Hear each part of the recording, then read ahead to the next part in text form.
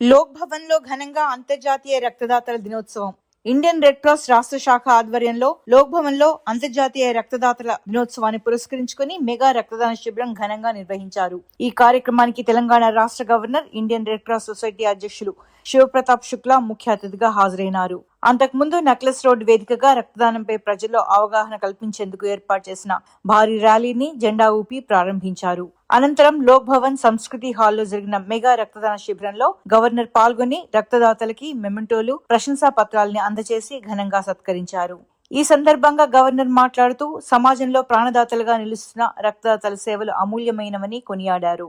ముఖ్యంగా నల్గొండ జిల్లా red cross society ఆధ్వర్యంలో జరుగుతున్న వివిధ రకాల సామాజిక సేవా కార్యక్రమాల్ని ఆయన ప్రత్యేకంగా ప్రస్తావిస్తూ జిల్లా చైర్మన్, మేనేజింగ్ కమిటీ సభ్యుల్ని అభినందించారు.